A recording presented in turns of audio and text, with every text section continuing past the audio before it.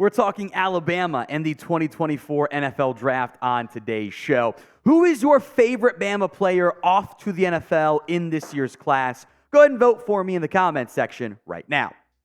3 players we're focused in on more in depth today. It is the Senior Bowl. Alabama has 3 players at this year's Senior Bowl. Not a huge surprise, oftentimes. They do allow juniors these days, but the juniors that go pro earlier are normally going to be early round picks. So it's not a huge surprise. There's only 3 there for the Crimson Tide. It's pass rusher Chris Braswell, kicker Will Reichard, a.k.a. producer Chris's favorite player in human history, and defensive lineman Justin Eboigbe. Some comments made by all 3 guys. We'll hit those and discuss their prospects for this year's NFL Draft. Begin with the guy that's going to be drafted first. That is pass rusher Chris Braswell with 8 sacks this past season for the Alabama Crimson Tide. Had a very successful season. I think is not as good of a prospect as Dallas Turner is. Some might disagree, but I do think Braswell has a great chance to be a top 50, 60-something pick in this year's class. Here's what Braswell said on the 2023 season. I had a lot of sacks, played a little stacked backer, kind of like off-ball linebacker, was covering routes, picked 6, blocked a field goal for touchdown even though it was called back, played the 4-eye, played the stacked backer and the edge. I feel like I showed a lot this season. I can definitely improve on my game. There's never a time I feel like I'm satisfied each and every day. Even if I'm pass rushing well in the game or in practice or anything, I always get on myself like, could my steps have been better? Could this could have been better? Lean, hand placement, all that stuff. Now, Braswell checks in at 46th on Daniel Jeremiah's NFL Draft Big Board. DJ goes more in depth than like Kuiper does on his big boards there, and normally is a pretty decent indication of where Braswell will roughly end up going. I think day 2 pick, probably second round, is where Braswell ends up going. Things can change. Maybe it's good or bad at the combine, whatever, or there's medical stuff that pops up, happens to everybody. Maybe you go from, having an issue at the medical checks like Reuben Foster did and falling back into round 1. But I think day 2 pick is where Braswell ends up going. In 2023, I thought took a step forward. 42 tackles, 10 TFLs, 8 sacks, 3 forced fumbles. I don't think he's going to be a double-digit sack machine in the NFL, but I think as a number 2 or even worst case number 3 edge rusher, I think Braswell fits that mold very well. Plus there's special teams value, and NFL teams love a guy that can help on special teams. So prediction, who do you think ends up taking Braswell in the 2024 NFL Draft? Go vote for me at the pinned comment of today's video. The ad comes here on YouTube. Take advantage of it. Head down there and let me know. Will Reichard also at the Senior Bowl, which is the Super Senior Bowl for him. He has been Bama's kicker since 2019. Big reason why he came back. Instead of going off to the NFL or trying to go off to the NFL, he wanted to show kickoffs were a bigger part of his game. Because if you can't do kickoffs as a kicker, it really limits your potential destinations. Here's what he said on that. I think my kickoffs were a lot better. I hit some of the biggest distance and hang time balls of my career this year. I still think I can be a little more consistent. If I can hit those big balls a little bit more consistently, it'd be great. But I definitely feel like I improved them from last year. I hope to show I am a complete kicker. I can kick off. I can hit field goals. I can be consistent. I can show my range. But also how good of a teammate I can be. I think that's really important. He's not wrong. If you're a jerk as a kicker, you are not going to make it in the NFL. You're a kicker. You don't get to have those. You don't have the talent to outweigh, being a jerk. As we saw with like Marquette King, for an example, as a punter. Now today's show is made possible by Prize Picks. Prize Picks is daily fantasy made easy. 2 to 6 player stat projections, more than, less than on those stat projections. I am a big believer in the flex play because the flex play does reduce the return on the get. Also, if you get one wrong, you end up being okay.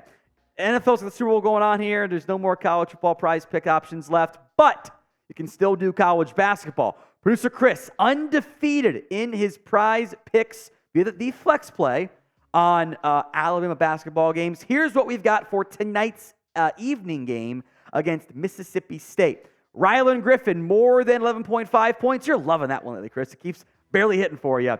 Also, more than 1.5 3-pointers made for Griffin. And Mark Sears, going back to the more than, as on top of that, 28.5 more than points, rebounds, and assists. The power play is a 5x return. The flex play is 1.25 if you get only 2 right, 2.5 if you get all 3, so not as much return, but you already make that up just by getting some of those flex plays correct.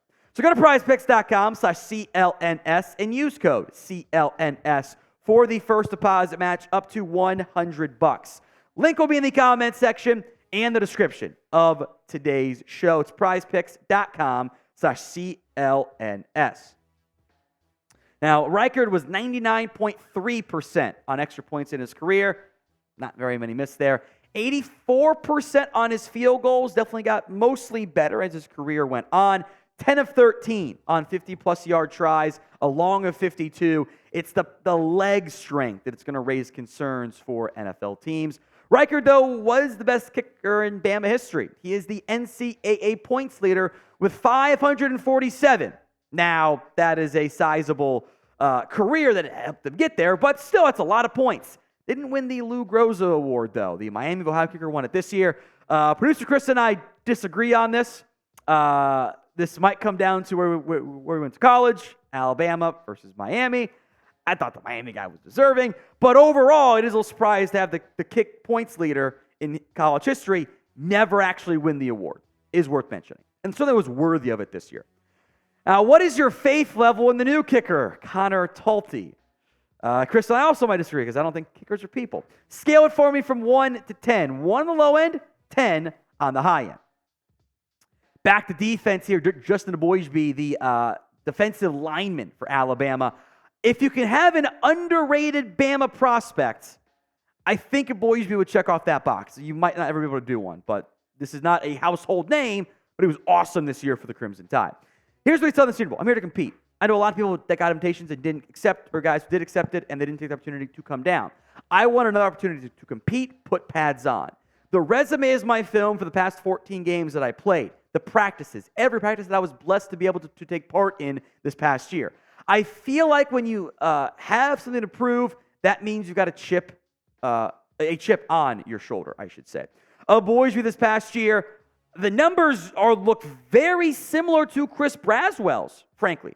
Very different play styles and positions, but 11.5 TFLs, one more than Braswell, 7 sacks, 1 fewer than Braswell. For Eboigbe, his draft stock will heavily come down to the neck and the medicals. Neck injury in 2020 ended his season. There was some concern that maybe it'd be longer than that, but he had a breakout season in 2023. And I think there is a lot more interest that will be had for Eboigbe come draft time than maybe there has been, leading into this pre-draft process.